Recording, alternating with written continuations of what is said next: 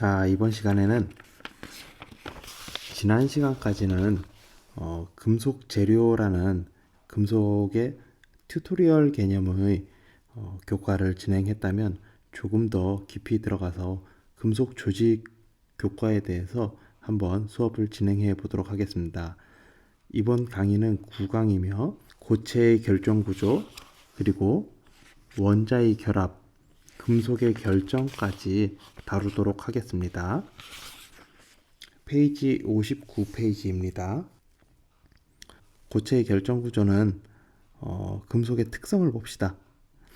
앞에서 했던 말인데 약간 더 깊이 들어간다라고 생각하시면 되겠습니다. 여러분 다 아시겠지만 학습이라는 게 원래 처음에는 조금 넓은 범위를 얕게 본 다음에 그 다음에 좀 더 이렇게 나선형으로 좁은 범위를 깊게 그리고 더 깊게 이런 식으로 공부하는 게 공부의 방법이라고 생각을 하고 또 그렇게 많이 알려져 있습니다. 따라서 이렇게 아마 이해하시는데도 한번 들어봤기 때문에 조금 더 이해하는데 쉬울 수도 있을 거예요. 자, 수업을 진행하겠습니다. 금속은 상온에서 고체 상태로 존재한다라는 말이죠. 단 예외가 하나 있다고 했죠. 수은은 영하 39도에서 끓는 점을 갖기 때문에 우리가 일상적인 환경에서는 항상 액체로밖에 볼 수 없을 거라고 생각합니다. 순수한 금속은 종류에 따라 일정한 녹는 점을 갖고 있으며 고유의 특성으로 분류됩니다. 녹는 점은 정해져 있다라고 생각하시면 되는데 단 합금이 된 경우에는 녹는 점이 융점이 바뀔 수 있습니다. 자, 그러면은 여기 녹는 점 텅스텐, 철, 구리, 수은을 예로 들어놨습니다. 텅스텐은 대표적인 고융점 금속의 하나이고 수은은 대표적인 대표라기보다 제일 낮은 융점을 가지고 있는 금속이다라고 생각하시면 됩니다. 그러면 영하 40도가 넘는 추위에서는 수은은 어떻게 존재할까요? 수은도 얼 수 있습니다. 여튼 경도와 비중이 크다. 고경도 금속은 크롬이나 저경도 금속은 납을 예로 들 수 있습니다. 납을 여러분 중고등학교 때 한 번씩 손으로 만져봤을 거라고 생각하는데 납을 가지고 손톱으로 꾹 누르면은 자국이 남을 정도로 굉장히 저경도 금속입니다. 그리고 비중이 가장 큰 금속은 오스뮴이며 비중이 가장 작은 금속은 리튬입니다. 굉장히 가벼워서 리튬 같은 경우에는 위험해서 그렇게 많이 하지는 않지만 물에 뜰 정도라고 생각하시면 됩니다. 그리고 여기 보시면 이리듐도 오스뮴에 버금갈 만큼 굉장히 비중이 높은 금속 중에 하나입니다. 어떻게 여기 금속의 비중을 보니까 여러분 생각하는 그 비중과 비슷한가요? 생각보다 금의 비중이 굉장히 높네요. 그리고 여기 4.5를 기준으로 경금속과 중금속에 나뉜다라고 일전에 배웠던 적이 있죠. 자, 그리고 전도성. 금속은 전도성 물질로 전기나 열을 전도하는 성질이 우수하다. 그러면 이유는 뭘까요? 다음 장에서 얘기하는 공유 전자에 대해서 전자를 공유하고 있다는 이 부분 때문에 아마 이 전기를 굉장히 잘 전도한다라고 알 수 있을 것입니다. 자, 그러면은 전도성이 높은 녀석들을 쭉 나타내 보면은 은이 굉장히 높고 구리, 금, 알루미늄 등이 굉장히 높습니다. 그럼 우리 전선은 보통 뭘로 만들어져 있죠? 구리로 만들어져 있죠. 왜 은이 전도성이 더 높은데 구리로 전선을 만들까요? 가격 문제도 있기 때문이죠. 이 엔지니어링이라는 것은 아마 신기술도 고효율도 중요하지만 가격을 무시할 수 없습니다. 공학적 측면에서는 가격을 꼭 고려해야 되기 때문에 이렇게 구리로 대부분의 전선이 만들어진다는 걸 알 수 있습니다. 그리고 광택, 금속은 각기 고유한 색깔이 있고 빛을 잘 반사하는 성질이 있습니다. 대부분은 은백색이며 금은 노란색을, 그리고 금속가루는 회색이나 검은색을 띠는 경우가 많습니다.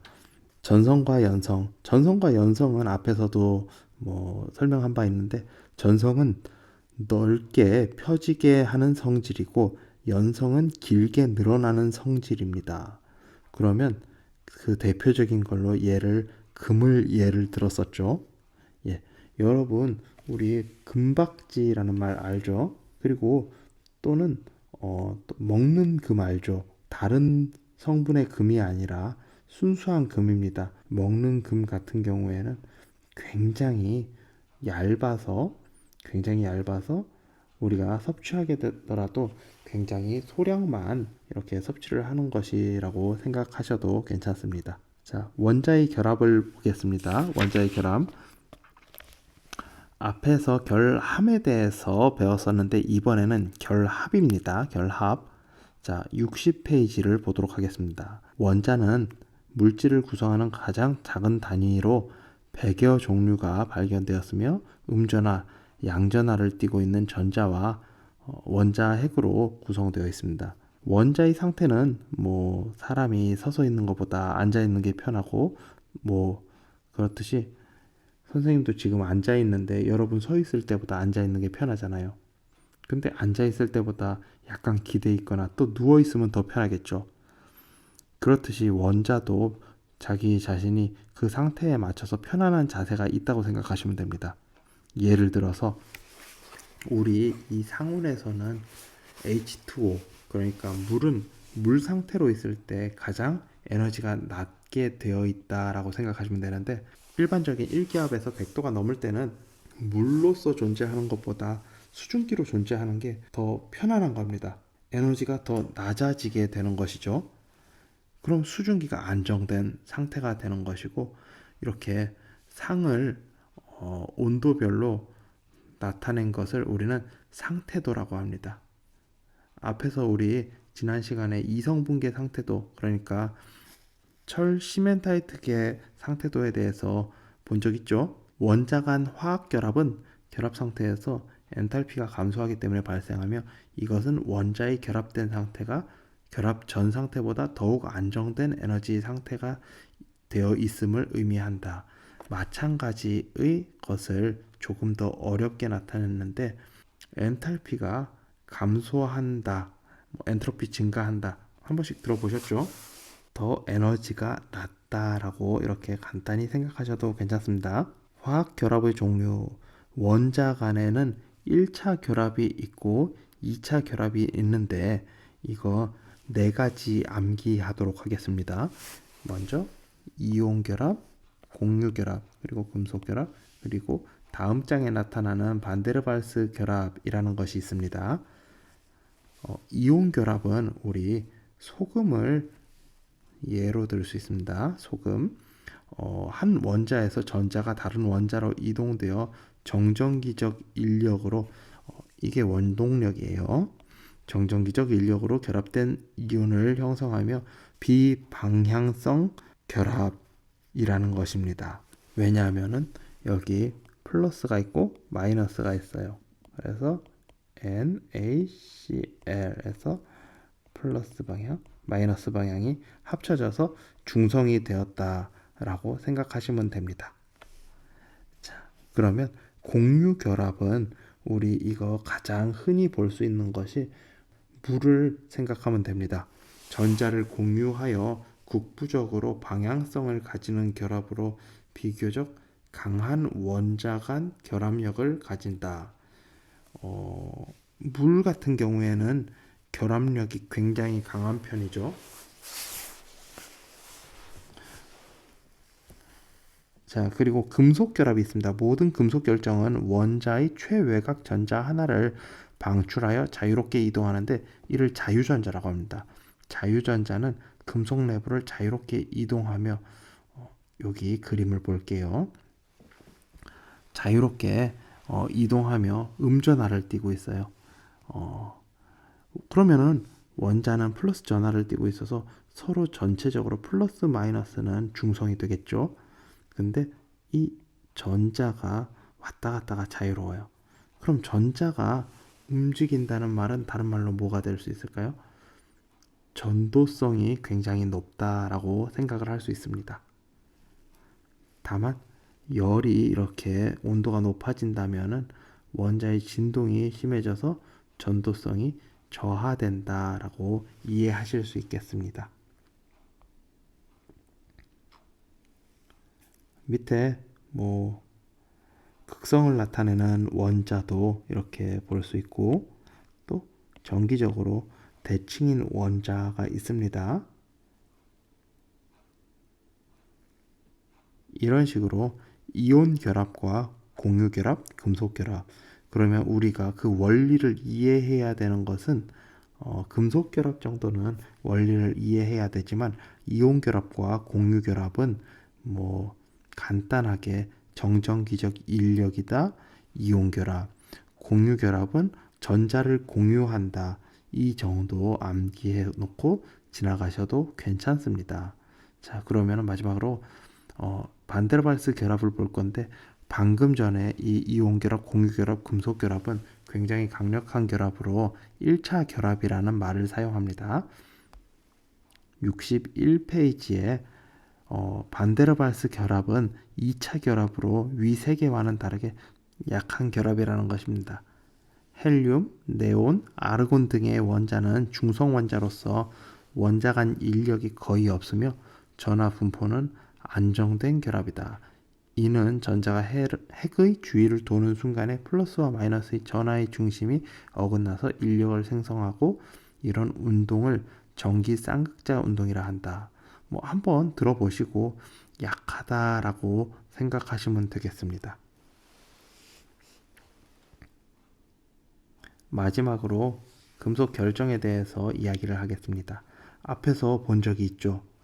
여기 결정, 비정질, 그리고 다결정, 단결정에 대해서 이렇게 나와 있는데, 금속은 결정질 재료로 이렇게 구분이 됩니다. 금속의 결정에 대해서 이야기하겠습니다. 금속은 합금 및 일부 세라믹 재료와 함께 결정으로 구분이 됩니다. 대부분의 금속은 결정이에요. 굉장히 특수하게 일부러 만들지 않는다면. 앞에서 얘기하기를 단결정의 대표적인 예가 뭐가 있다고 했죠? 선생님 결혼할 때 해갔던 다이아몬드 반지. 이러한 보석류들은 대부분 단결정입니다. 또 다른 단결정은 우리 웨이퍼판이라고 하는 게 있는데, 반도체 만들 때 사용하는 그 원판이죠. 그 녀석도 여러 가지 공법을 이용하여 단결정으로 만들기도 합니다. 다결정 같은 경우는 일반적인 대부분의 금속이 다결정이라고 보시면 됩니다. 따라서 단결정과 다결정을 합쳐서 우리는 결정이라고 합니다. 결정. 그러면은 이 녀석들은 결정, 일정한 규칙을 가진 원자의 배열을 가졌다라고 생각하시면 되겠습니다. 그리고 일정한 결정에 그 원자의 배열을 가지지 못한 것은 비정질을 예로 들 수 있습니다. 비정질. 유리를 예로 들어놨지만 사실은 금속에서도 비정질은 생길 수 있고, 자연적이지는 않지만 생길 수 있고, 굉장히 높은 강도를 가지는 것이 그 특징입니다. 그러면 다결정 같은 경우에는 그림과 같은 여러 개의 결정을 가지며 결정 내의 원자 배열은 일정한 규칙성을 가지고 있다. 결정이라는 것 선생님이 그레인이라고 얘기했었고, 결정 립계 그레인 바운더리 얘기했었죠. A 결정과 B 결정은 방향성이 다른 것을 볼 수 있다. 결정과 결정 사이에서 결정 립계가 존재하는데, 결정에 비하여 불안정한 구역으로 먼저 부식되는 것을 볼 수 있습니다. 이거는 현미경 조직 관찰을 하게 되면은 볼 수 있습니다. 결정 격자와 단위 격자, 결정질 재료의 내부의 원자 배열은 공간 격자라고 불리는 3차원 구조로 설명을 할 수 있습니다. 공간 격자는 내부의 원자를 이제 점이라고 생각할 거예요. 이 점들의 3차원 배열이며 일정한 규칙을 가지고 배열되어 있습니다. 이전에 배웠던 브라베 구조를 떠올리시면 되겠습니다. 결정격자의 최소 단위를 단위격자라고 하는데, 앞에서 선생님이 레고의 브릭을 1 곱하기 1 브릭을 얘기한 바 있죠. 이 단위격자가 반복되어서 결정격자를 나타내는 겁니다. 여기 이 그림에서는 결정격자가 뭐가 될까요? 반복되는 격자.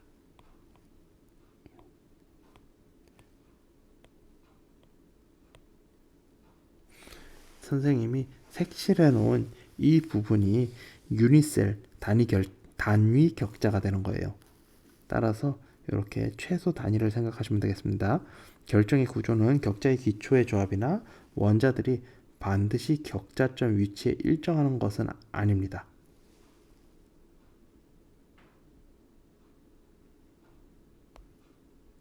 (62페이지) 보도록 하겠습니다. 단위 격자의 모양은 하나의 꼭지점을 원점으로 하는 세 개의 격자 벡터로 나타낼 수 있습니다. 축의 길이와 각은 축의 길이 A, B, C와 축간 각인 알파, 베타, 감마로 나타내며 격자 상수라고 이야기합니다. 격자 상수의 크기는 보통 3에서 5 옴스트롱을 사용합니다. 자, 그럼 브라베 격자를 보겠습니다. 결정 격자를 7가지 결정계로 나누었고, 거기에서 각 결정 격자마다 그 예시가 몇 개씩 되는 경우가 있어서 14개의 결정 격자를 가지고 있습니다. 자, 그러면은 14개를 다 외우지 못하더라도 7개의 결정 격자는 꼭 암기를 해 주셔야 합니다. 암기하실 때는 모양을 떠올리고 길이와 각도를 생각해 가면서 이렇게 암기를 하셔야 됩니다. 길이 그리고 각도를 꼭 생각해 보세요.